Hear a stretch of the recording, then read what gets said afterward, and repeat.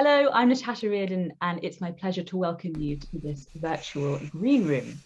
Today, I'm joined by four wonderful guests to talk about a very special performance that took place recently at Blackheath Halls in southeast London. The pianist Jocelyn Freeman and the soprano Francesca Chiejina were joined by a film crew, but sadly no audience for a performance of Schubert's great song cycle, Winterreise. This concert is part of the Wanderlust Series presented by Song Easel and curated by Jocelyn Freeman. We are delighted that this April, 4 of the concerts in this series will be presented by Idagio on their global concert hall streaming platform and supported by the Arts at Future initiative, the brainchild of the Hampson Foundation. Before we hear more about the concert, let me introduce my special guest. The pianist Jocelyn Freeman, the soprano Francesca Chiejina, Natasha Loges, head of postgraduate programs at the Royal College of Music in London, and a musicologist who has written extensively on Lieder and its performance history. And finally, the American baritone Thomas Hampson, whose voice has been described as so rich it can circle the universe. Alongside a hugely successful performing career, Hampson is a self-proclaimed ambassador of song and founder of the Hampson Foundation. Hello, welcome to my very special guests. Are you all there? Hello, it's a pleasure. Fantastic.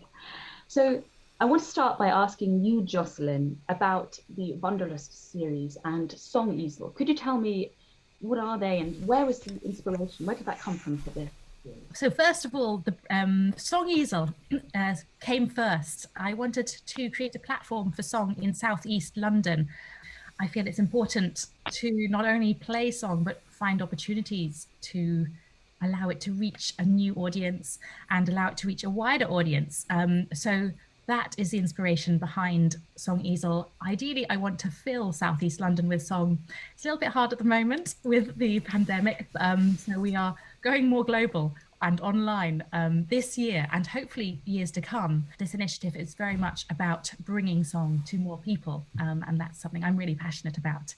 And my plan with Song Easel, it's still fairly young, it's only 3 years old, is to hold a song series each year in southeast London. And this is the second series, the Wanderlust Series. And it came about because I became fascinated with Wilhelm Muller's fascination of travel.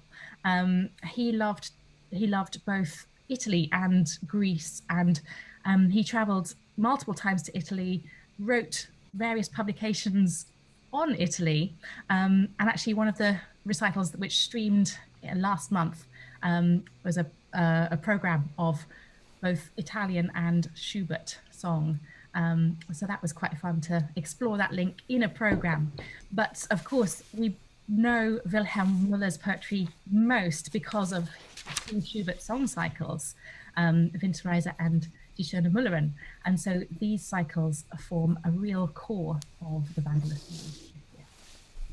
Great. Well, thank you for that introduction. I think we can all agree that travel is number one on the priority list. So it's so nice to be able to sort of travel via music, even though we are very much stuck. And we're keeping it local because 4 out of 5 of us are in southeast London. So there is a lot of music around here. And I think Song Easel, it's a lovely thing to do to keep people connected and, you know, whilst we're all still at home, to feel very much part of the bigger musical picture. Thomas, could you tell me a little bit about, well, first of all, the Hampson Foundation and then Arts at Future? Gladly. Thank you for the invitation. It's wonderful to join you all and meet most of you for the first time. And congratulations on your project. Anything that comes across my email with the word Wanderlust gets opened first. So, and if on top of that the word Winterreise or Willem Müller shows up, you've got my attention undividedly. And congratulations on the series. It's a wonderful project.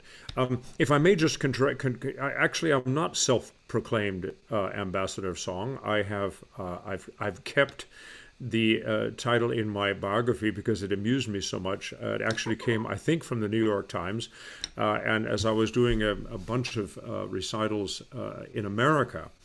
and it was about the Song of America project, which is also a Hampson Foundation project.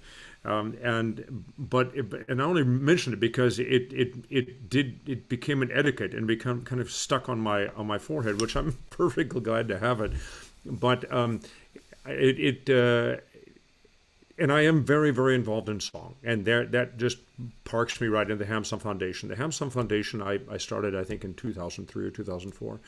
And the idea really, I mean, I've embraced the digital world from the beginning. I always thought that there was a function of internet and websites that is just so perfectly attuned to connecting the dots for public as well as students, just as a general macro idea.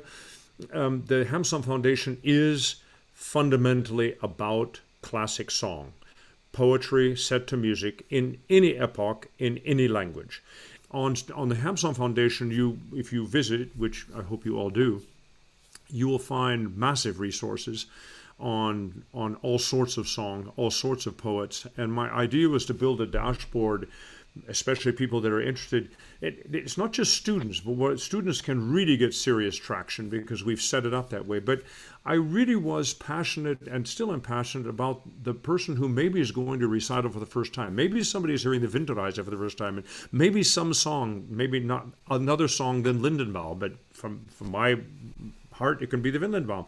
But in any recital, somebody's going to say, gee, what was that? Gee, that sounded interesting. And I wanted to give a place where they could go and say, oh, I remember the title. Okay, good, you're done. Give me the title. We can send you to the poet. We'll send you the music. We'll send you to other musicians or other composers that set that poet. We'll send you to other poets that were set by that composer. The point of the Hampson Foundation is and remains a platform in and of itself, but also an aggregator of various sources. We are collecting more and more musicological works, and my ambition is to open a kind of open source library where if someone like Natasha Loges, who has written so profoundly on so many different subjects, felt she wanted to archive or have another place where her owned material is archived, we offer that possibility as well. We are very much a platform, which brings me to Idagio. Idagio.com is a platform, and this is incredibly important to understand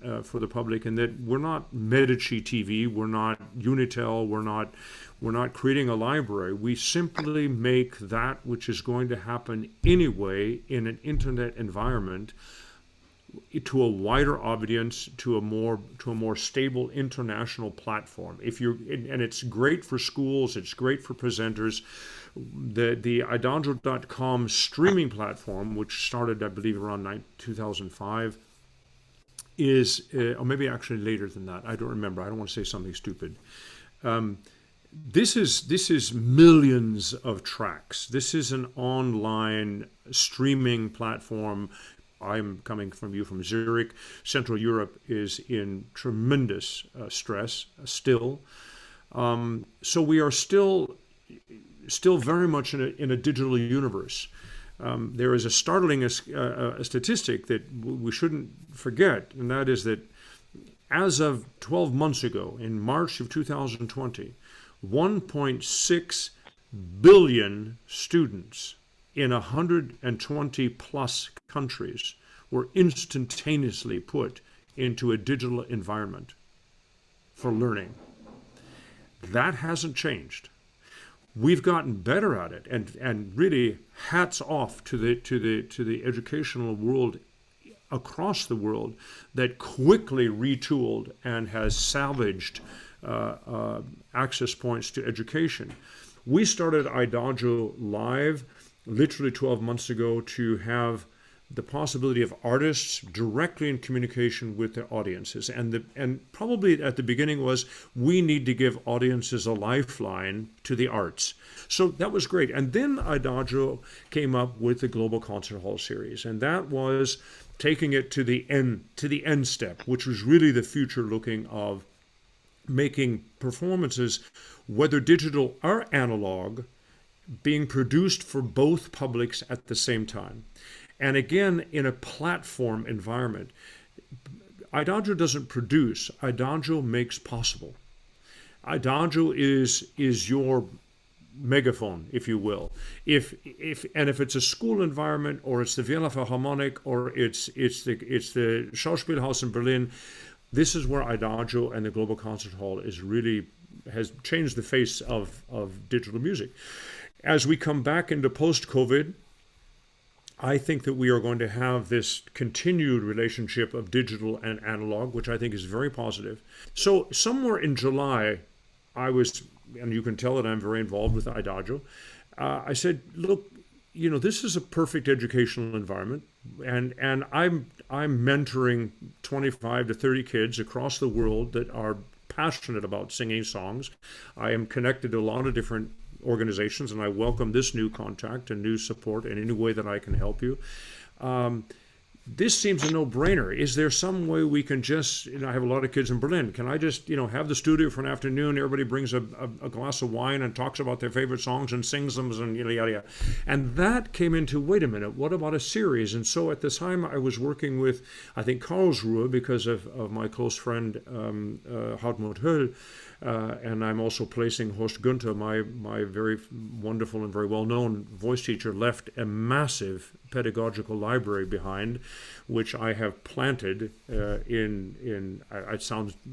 I connected the Hochschule in Karlsruhe with the family, and we've now made a performing arts library called the Horst Günther Library with literally over 3,000 volumes. It's the largest vocal pedagogical library I know of in the world. Over 3,000 volumes, over 300 years in 4 languages. It's, Natasha, we need you to come to Karlsruhe. It's very exciting. So we were having all this conversation. I said, and they were having this series in the fall. And I said, hey, why don't let's start a series and go get these conservatories. And the first conversation, the professor there said, well, our students are going to be very excited, but they're going to be a little bit nervous being on the same series as Yo-Yo Ma or the Vienna Philharmonic or Mari Samuelson. And I said, you're absolutely right. We need to have a special series that is about the next generation, the exploration of repertoire. It needs to be identified as such that it gives a cushion. It gives a protection, quite frankly. There's no reason why Francesca, as talented as you are and as moving forward, you should have your series that says, hey, this is the future. These are the people that are going to take us on for the next 20, 25 years. It is certainly personally my great pleasure to pass it on, to make things possible. Everybody says artists should give it back at the end of their career. I'm not giving a damn thing back to anybody. I'm keeping it all with gratefulness and love.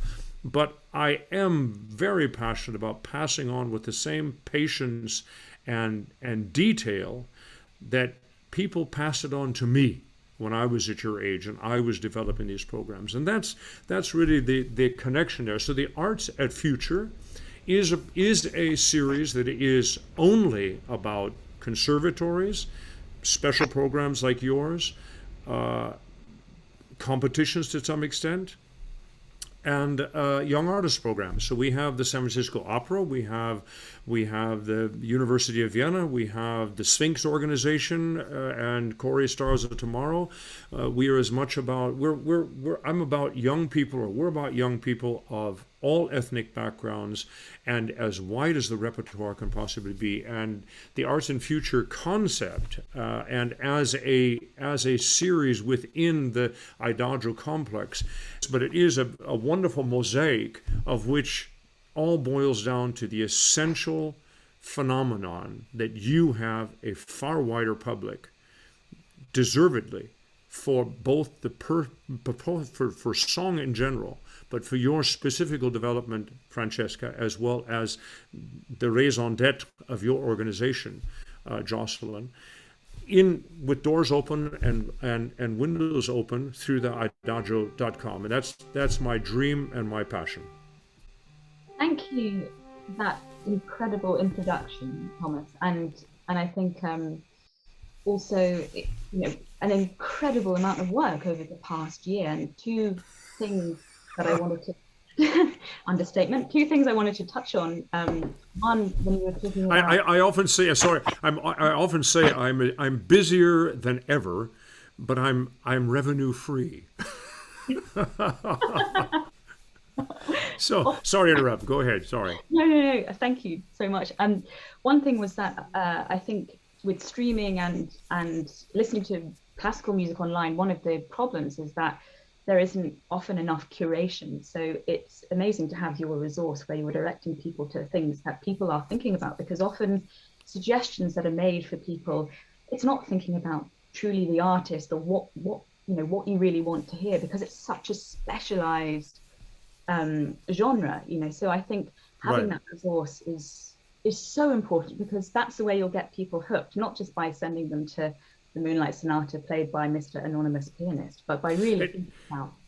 and there's another facet, if I may, and then I promise I'll really get out of your face here. But there's another. The Global Concert Hall is a paywall. Everything that happens on the Global Concert Hall, you buy a ticket for a very modest price, if I may. I think we start at €9, and there's a breakdown all the way up. Adagio makes possible.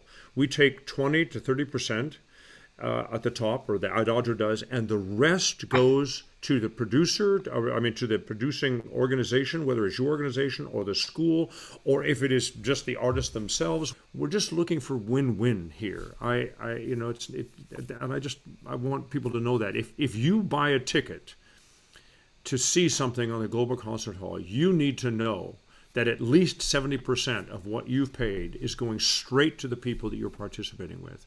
And I think that initiative is so important, in knowing that your money is going to the artist, especially right now when they need it more than Oh my ever. gosh. I mean, One other thing I wanted to pick up on maybe later on was when you were speaking about people who may be accessing this music for the first time, and the joy of somebody hearing Winterreise or anything for the first time, what they're picking up on. And I think later, if we could talk about sort of what's the ideal setting for hearing music for the first time at the moment, whether staging or other things can contribute. But for now, I wanted to move on to the main thing, to Winterreise, and ask Natasha Loges if you could give us a little bit of context and background as to what this incredible song cycle is and where it came from.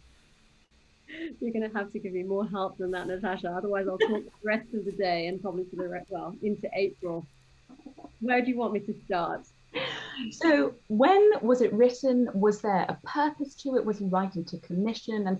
And the background with his relationship with Müller and the other cycles that he's written on. Well, there are some great stories around the composition of Winterreise. We know it was written at the end of Schubert's life, where looking at a really very, very young man.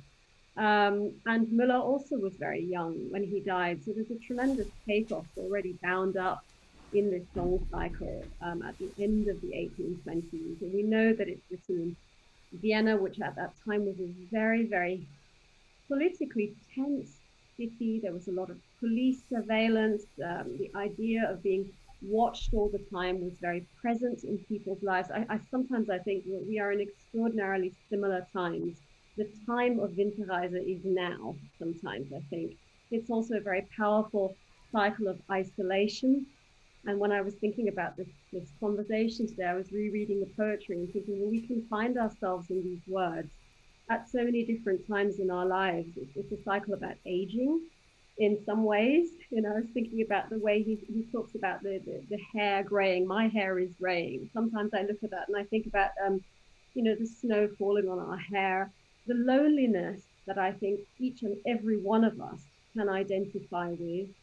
The opening words, dann bin ich eingezogen, dann ziehe ich wieder aus. I was thinking about the current refugee crisis in England and how people think about refugees, people who come in with no home and can live somewhere but feel that they've never found a home. I think when we think about Winterreise, the simplest interpretation we can offer is, a man falls in love, girl dumps him, off he goes on his gloomy journey, and it's winter. And that is, in a way, the least interesting understanding of the cycle, because it really is about the human condition, and it's like a prison. I think when I read through that poetry and that music, it opens out into every aspect of human suffering. And I suppose one of the things when I was looking at old concert programs last night, I'm a bit of a Winterreise nerd, and I was looking at old programs, and I felt very sorry that Wilhelm Müller's name stopped being mentioned on these concert programs. And what it says is Schubert, Winterreise. And I think this is so unfair. This is a real 50-50 artwork. And losing Müller's name just helps us to forget, I think, or is unhelpful in reminding us that there is an extraordinary visual eye here as well. And that's also not specific to Vienna and Austria, where this music is born, but any one of us who's gone into a wintry climate will recognize the images. So this is me going totally off topic. I think it's a fabulously rich artwork, and sorry to overuse a word, but it is extraordinarily relevant to us today, particularly in its exploration of isolation and loneliness. Forget about being dumped and falling in love. You know, we've all done that, but it's more about understanding what it is to feel lonely through your life journey. How Schubert and Müller had insight into that at their age, I don't know. I really can't help with that one. I think, as you say, there is a lot of relevance today, especially because there's not a great deal of storyline within this song cycle, because it's not, you know, we've got the kind of idea that there's been a romantic mishap of some kind, but as you say, it's really all about one's relationship with oneself and what tools one can use to support oneself, whether they're physical or mental. And I think that's a really good point, that Müller has kind of fallen off the register a little bit, and it's totally unfair because, you know, when you're looking at the songs and how incredible they are at evoking feelings, they're evoking feelings that have been crafted by somebody else in words, haven't they? So I don't know how do we re-engage people with the idea that there's a poet attached to this just as much as there is Schubert? There are lots of ways that they played with in the 19th century when the cycle was young and there were fewer rules around how it was performed. Then one of the standard things that they would do would be to declaim the poems which were unset, the 3 unset poems. So you would immediately have not only a singer, but an actor. And as soon as you bring another person onto the stage, you alter the dynamic of the performance in an interesting way. And another performance I found with a very important early singer, he sang half the songs and one of his female students sang the other half of the songs. And that immediately made me rethink the cycle again, because it's actually 2 stories of loneliness intertwining. And I was thinking about how sometimes when you are, even if you have a relationship, you can feel lonely in your separate ways within that relationship. For me, that was a very profound thing. I also found performances where singers accompany themselves, yes indeed, sat at the piano and played those formidable accompaniments for themselves, which I think again creates a different dynamic. So I suppose because I've lived with this music for a long time, I'm relaxed about the idea of playing with it, breaking things up, interpolating other music, thinking of different presentations. This is not a desperately original idea. Many artists have played with Winterreise as an artwork. They tend, I suppose, to monumentalize it, which is not something I'm wildly in favor of, because I think song should not ever be intimidating. Song should always be about connection and not about, oh, I'm not clever enough to get this, or I don't have the stamina to sit through 75 minutes of it. So I love more playful, more open-ended explorations of the songs, which give singers and pianists more permission to find ways to connect. What that means in real life, as we know, performance is contingent on hundreds of different things, what a performance looks like. For myself, because I've lived with it for a long time, I like performances which perhaps upset my expectations. Oh, and also just thinking with Franny in mind, yesterday, in 5 minutes, I found numerous performances through the into the 1950s of women singing Winterreise. This is a really normal thing, which we lost somewhere en route as the right way to perform it emerge. I just think there is no right way. There is only the way that communicates or doesn't. Franny and Jocelyn, just leading on directly from what Natasha just said about communication, I wanted to ask you about what was it like to perform this to no audience. How different does that feel? Ooh, well, I mean, I think from the beginning when Jocelyn contacted me, the whispers of COVID were already kind of existing. So like we were never sure about, I think we've gotten canceled twice, live performances. So we were never sure that we would get to perform this for people live. So I think for me personally, trying not to like get too sad about the pandemic situation kind of always kind of resolved to probably do this to a camera. So I'm not a newbie to Winterreise. I discovered a CD by Mitsuko Shirai when I was like 11 or 12 at a Salvation Army. And I didn't really know what it was, you know? And at that age, I was listening to like Avril Lavigne, Simple Plan, and then Mitsuko Shirai, you know? And so coming back to it, after listening to it over and over and over again through my teenage years, coming back to it, I kind of felt this overwhelming responsibility of actually doing it, not just enjoying it. So by the time it came to yesterday, I just remembered like, look, this is your first one. It doesn't have to be perfect. You know, there's no one there. And, you know, just, I think, I don't remember how old exactly Schubert was, like 31 or so when he died. When he died. So I've just turned 30. So I just thought, look, I have permission to just do this my way. And like, whatever it is today, let's just do it and just kind of throw myself into it. So it didn't feel empty or weird. It was just a different experience of just offering myself, this is today, this is what it is. And I have permission, you know. I think it's really lovely to hear you say that you felt you had a responsibility to perform this music, and that clearly shows an incredible connection to it. And I think that's at the heart of many performance, isn't it? And something that perhaps non-performing people may not understand, that it's an overriding sense of you have a responsibility to the composer, to the music, to get it out there, don't you? And I wondered, when did you start actually learning? So you heard it, you'd listened to it a lot. When did you actually start really getting in physical contact with the notes of Winterreise? Jocelyn, I think it was June, July of 2020. And on and off, we just kind of, I think from the beginning, we did the cycle in chunks of 6.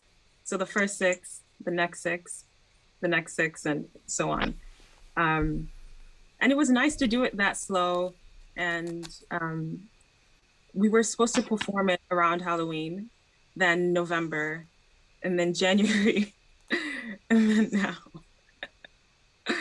I'm so glad it happened. Thank goodness it finally did.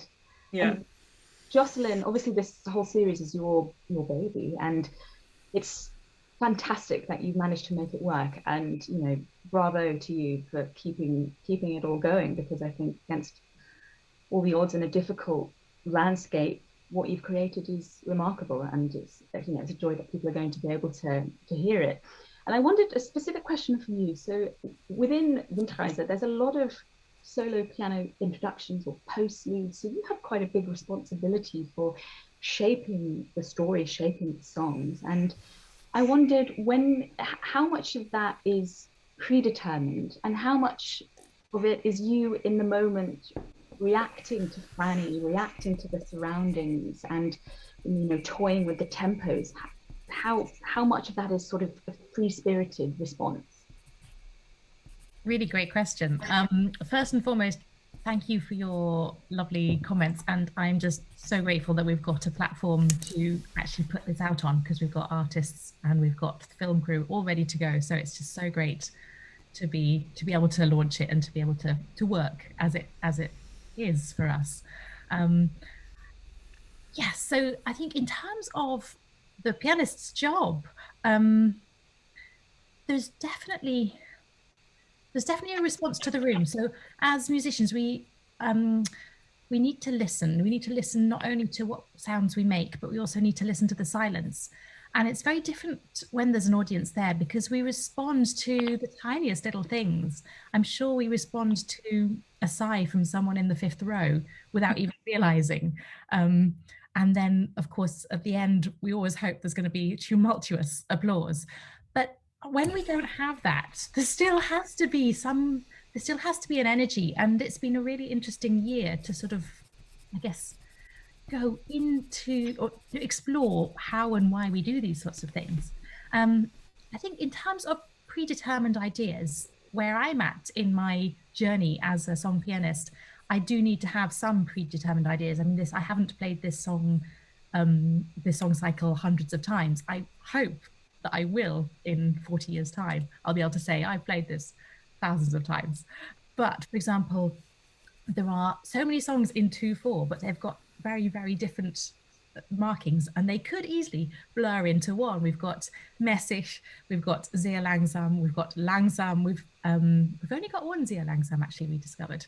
But we've got various different markings and they're so different. And there needs to be quite a strong degree of predetermination in order to string the cycle together. Otherwise, something like Rast turns into this really lugubrious, slow sort of trudging, whilst it's actually marked Messig, and it needs to have a degree of movement. Yes, we're tired, but we're also forcing ourselves to go forward. So that was one thing that Fanny and I were doing, is sort of trying to work out which ones need to be within a certain parameter to work as we want to communicate it, and to have that level of detail that the piano can so amazingly illustrate and so amazingly bring to life, and it sets up Franny's song. So what I love about playing for song is that we can basically, pianists can be the thought behind the singer's voice, and they can be the storm, they can be the weather vane, they can be the weight of loneliness before the singer and the poetry even starts. Thomas, I just wanted to go back to text. So, Natasha was saying how, it's sad that Müller's name has sort of become a little bit dissociated from this work that he contributed 50% to, of course. And I wondered, what is the best way for an audience to access the text of Winterreise? So say you have an audience who aren't German speakers. In your experience, have you used things like program notes or surtitles? What's the easiest way for people to really connect with this in real time so that they know what's going on? Or is it maybe something that's not as important for some people and they can wait? How important is it to have the actual text in real time when listening to this music? The first step is to have the texts available in a program. The second one is to encourage everybody who has those texts that actually they're really going to love the notes that Natasha wrote, or somebody like Natasha, with those texts over a cup of coffee or tea, either later or the next morning. If you have the chance to have that tea and go to a website, I mean, just type in, in whatever search window you want, Winterreise, and you're going to have a flood of responses. And some of that is going to be some textual context in translation and so forth. Taking it to, you didn't ask me this, do I want to hear Winterreise in a non-German text sung? No, I do not. I don't think it's necessary in the world we live in. I would rather make myself available before the concert, after the concert, as the artist, or any extraordinary Herculean effort we have to have people enjoy the German culture in this iconic work, than moving it into some other context because, I don't quite get it. Do I want to see texts on an electronic reader board above a piano and a singer like we do in the opera house? No, I really don't. It's a different context than the opera house and the intimacy of a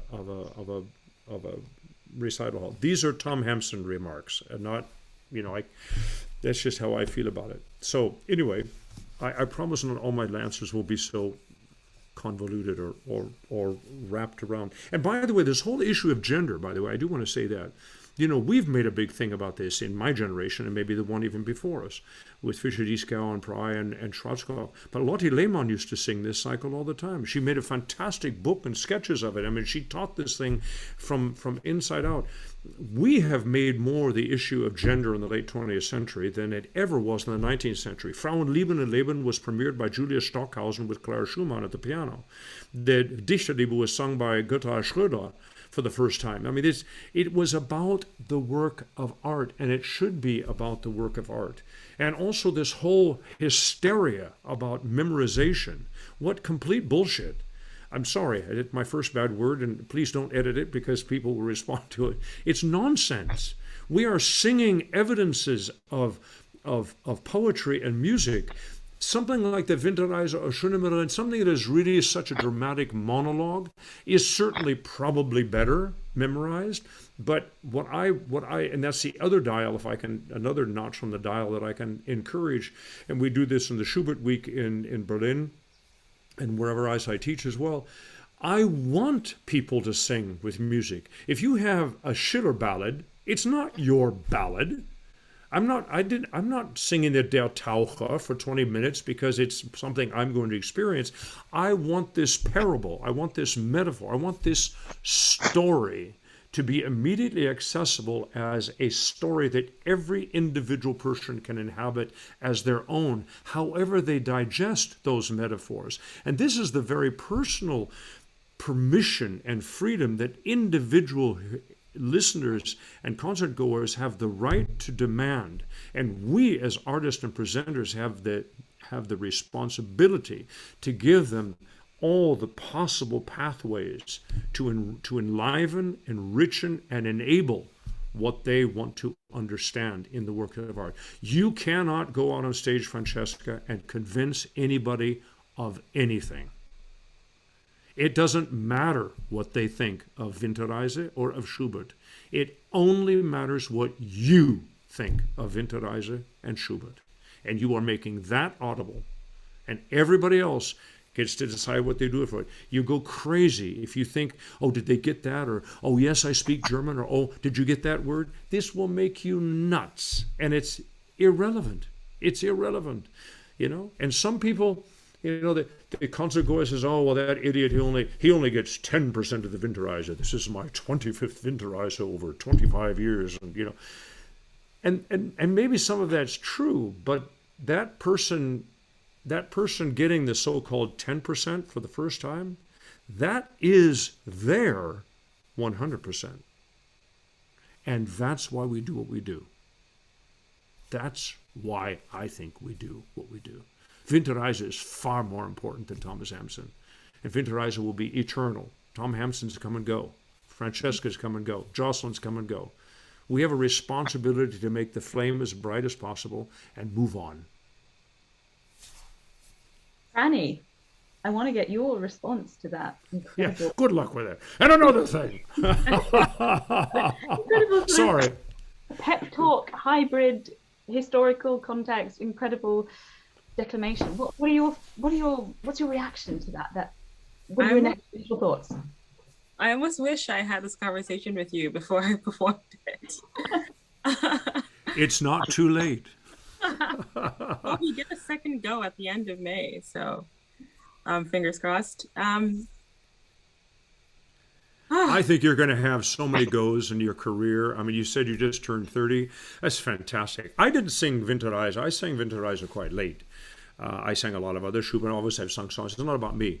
But you, regardless of conversations with whomever, and again, there's some of those are on various websites, including the Hampson Foundation. But you are going to so enjoy this path, and you should invent reasons right now, especially since you're just starting it, to sing it for your family, sing it for your friends, sing it, go to the shopping mall. Well, that's a bit extreme. I never did that. But I mean, you just need to sing it because quite frankly, just singing it in every performance, and the more and the better you know it, the more distracted you're going to be. because the metaphors become more lively in your own mind and your own heart. Yeah. And then you've got to find that dimension to it. So, you're on a great path. But and I'm glad to have any conversation you want, anytime you want. But you're gonna have it's a wonderful path you're on. I wish you a great journey. Thank you so much. I mean, that last thing you just said about each, so like I said before, we've been rehearsing since June, like 2020. So it's not that I know the cycle. Yeah, sure. So the thing that surprised me, and I forgot I knew because I'm so not used to, it's been a year since I've performed in front of like an audience like this.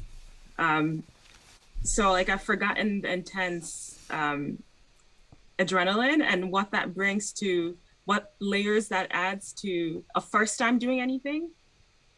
So when we performed it yesterday, like really performed it, I just thought, I want another go at this. And I didn't know this, and like performing it added so many things. I'm still digesting it right now. So you guys didn't retake or anything else, did you? You did it live and just... Yeah, we did, ran it.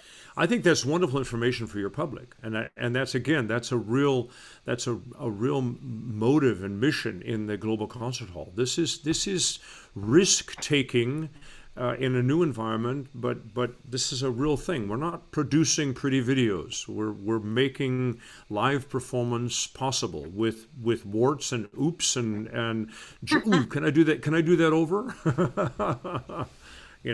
And that's very important. Good for you. Really good for you. Would you do it from memory? Oh, no. With music. And that's another like big like sigh. Like after you said that, it's like I tried to memorize it, and about 45 minutes into it, my brain started to melt. So but again, you're telling a story. You're telling a story that's been deeply thought out in its poetical context and language by Mr. Müller, with all of his wonderful baggage of his life and times, and we got a glimpse of that with Natasha, and that's what people like Natasha do. And Natasha, I'm sure that you love Susan Johanns like everyone in the Schubert world does. And these form our references, our entry points. But in fact, Nicholas Harnoncourt was a mentor of mine. A lot of wonderful, and even Sawallisch, they were actually physically uncomfortable with singers in pure memorization. I mean, it seemed on a couple levels, this isn't your music. We're not asking you to enact this. We're asking the singer and pianist to make this audible, and so that we can all go there. Ergo, a public reading the text, should they be memorized? And there is no less validity of your performance because you use music than somebody who didn't. And this is, since I used Wigmore, but I mean, we could use any hall in the world, which happens to be the most famous right now in this context. Should somebody, well, if you're going to sing at Wigmore Hall and you dare to sing the Winterreise without having been memorized, I think you probably best have been stayed at home.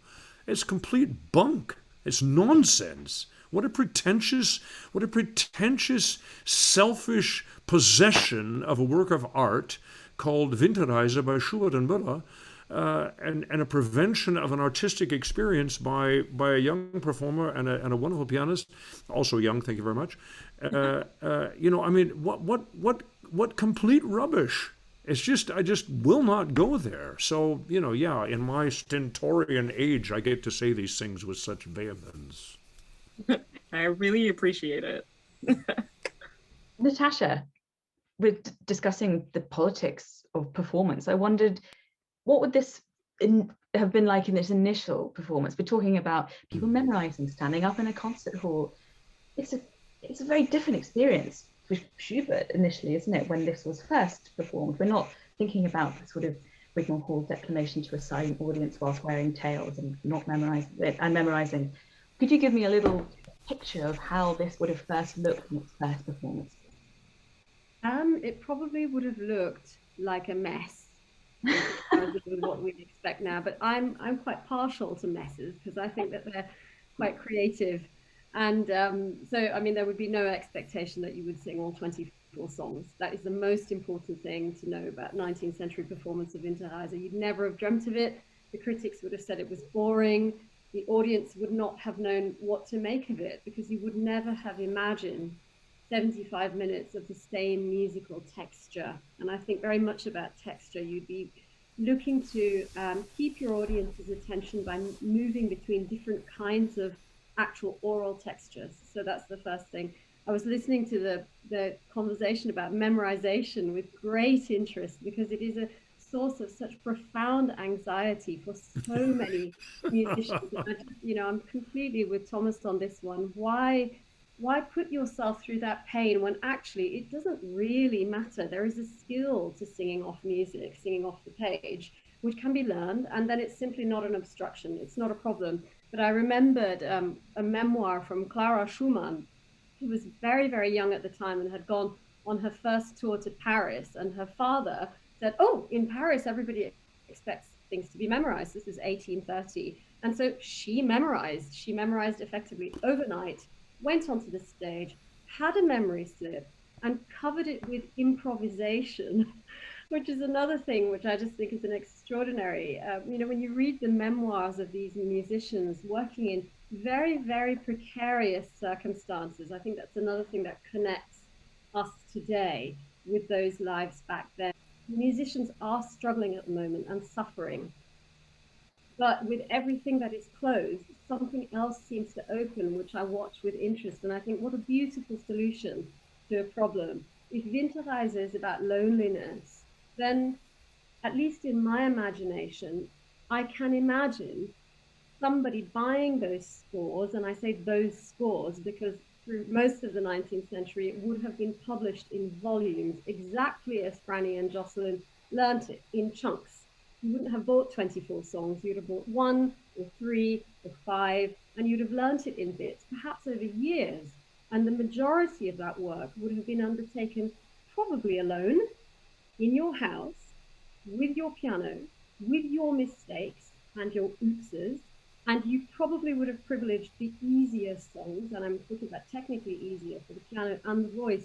And perhaps you would have developed a deeper relationship with those ones because you'd sing them more often. And I think of the first time I sat down and played the first song of Winterreise to my class at the Royal College of Music, and I thought, God, this feels so natural. It's in the voice, it's in the hands, it's like a gift. I don't have to work to make this happen. So, coming back again to this idea of connection, there are some very difficult songs in Winterreise, and I salute anyone who can get their hands around those notes as Jocelyn can. But there are also points which are incredibly democratic, where the songs are just given to you, and you can feel instantly, with no barrier, what is being said. I have to say, I used to be very anti-translation. Roderick Williams, the baritone, has been taking the songs of Winterreise around secondary schools in England, and he sings them in translation. And I read the reviews of those translations, and there was a lot of, gosh, do we really have to do this? And I thought, well, maybe for that context, yes. And maybe we can look at these as a different thing. And perhaps one of those school children will later on in their life think, oh, Franny is singing this in German, 75 minutes. But because I've had a door open to me, perhaps in English, perhaps in a different format, I can go to that. You bring some extraordinarily legitimate arguments that one has about schools or whatever else. On the other hand, there's something in there that just that bothers me. And I have some wonderful predecessors in my world from the American. David Bispham was an incredibly famous and very loved baritone in England and made his career and all that. And he was famous for his Brahms and Schubert evenings in English translation. I think that's a very fair point. But I mean, we've kind of got to work with what we've got. England has a very impoverished language learning and it's only getting worse. So I suppose I could wring my hands, or I can say, well, let's start with what we've got. I agree. I think it's so inspiring to have someone like Franny or Jocelyn being on that stage singing this music. because it is Yeah. still to this day an unexpected combination for all sorts of reasons, which I don't want to get sort of drawn into here. But I think it will be the most inspiring thing to see, because it is unexpected, because it might slightly wrong foot an audience that is expecting a different pair of performers. I think it can make people feel that maybe the rules can always be bent, and I think rules around music are just, they're made to be stretched. They're made to be stretched until breaking point, in my view. So that's where I come from, and I'm very at peace with the fact that everybody who loves Winterreise will have their own version of it, and will feel quite protective about that version, and rightly so. You should care. Otherwise, why bother? I'll stop there. I think that's the perfect place to end, actually, Natasha, your final sentiment about how this performance from Fanny and Jocelyn is inspirational, and I hope that it will reach people who may not be expecting it and who may not have heard this music before. And I personally can't wait to watch the performance, and it's fantastic that it's got this platform and people can watch it again and again. And Fanny, it's the first performance in your incredible journey with this amazing music that you'll have for a lifetime. So thank you, and thank you to everybody for taking the time to join me today to have this little chat about pretty much everything to do with song and everything else. So thank you to everybody. Thank you for the invitation to be part of this conversation. I appreciate that.